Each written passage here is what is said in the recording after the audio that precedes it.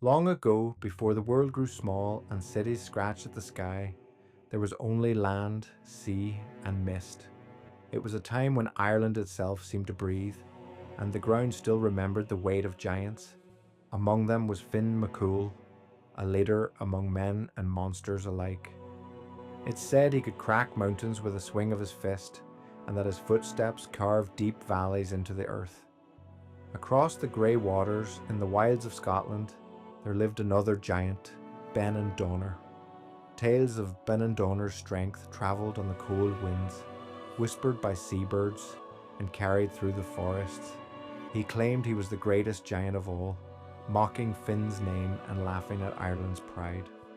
Finn, whose heart burned hotter than any forge, could not let such insults stand, and so he set to work. He tore stones from the cliffs of Antrim with his bare hands, the cracking rock echoing for miles. The earth trembled with each mighty heave. Great pillars of basalt, black as midnight and shaped like hexagons, were ripped from the land and hurled into the sea. Day and night, the ocean roared in protest as Finn hammered a path across its cold, writhing body. The waters crashed and clawed at the stones, but the causeway held firm, stretching out from Ireland toward the misty shores of Scotland. It was a bridge unlike anything seen before, a road not for men but for titans. At last, after days of toil, Finn stood at the edge of the completed causeway. The wind tore at his cloak, and the heavy clouds hung low above him, and across the water through the drifting mist he saw him, Benandonner. Even at a distance, Benandonner was a mountain of a man, broad as a fortress, tall enough to brush the sky. The ground itself seemed to bow beneath his steps.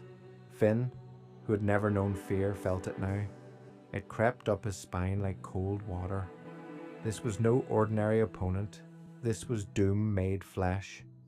Without a word, Finn turned and fled back across the causeway, his footsteps booming like thunder over the stones. The wind howled in his ears, and the angry spray of the sea lashed at his legs as he ran for the safety of home. Back in Ireland, at the edge of the woods where the stones gave way to green hills, Finn burst through the door of his house. His wife, Una, a woman of sharp mind and sharper wit, took one look at her panting husband and knew exactly what to do. Without hesitation, she wrapped him in vast folds of cloth and laid him gently in a giant cradle before the fire, dressing him to look like a sleeping baby. She scattered huge toys about the room, some the size of ox carts, set a great wooden spoon by the hearth and waited. It wasn't long before Benandonner arrived. The earth shook with each of his strides, and even the low clouds above seemed to shudder. When he reached Finn's house, he found the door open, with the smell of turf, smoke and roasting meat drifting out. Peering inside, Benandonner saw Una rocking a massive cradle by the fire, and inside it slept an enormous baby. Benandonner's blood turned cold. If the child was that massive, what kind of monster must the father be? Terrified, Benandonner stumbled back from the door, heart hammering against his ribs. He turned and fled into the mist. Each desperate footfall shattered the stones of the causeway, sending shards into the foaming sea. The bridge cracked and splintered behind him as he ran, until only broken fragments remained, jagged stepping stones lost to the waves. Some say the wreckage of his flight still remains, the giant's boot lying abandoned on the shore, the last footprint of a giant's mad sprint. The giant's organ, with its frozen pipes of basalt, a monument to fear cast in stone. That's the story we're told. But there are older whispers too, tales spoken only in the darkest corners of a pub, where the peat smoke hangs thick and the world feels ancient again.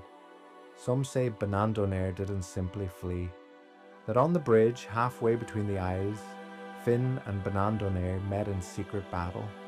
They say the sea roared not from wind, but from the fury of their clash, that the stones cracked not from time but from the force of their blows, that the mist that clings to the causeway isn't just weather, but a sorrow that still lingers.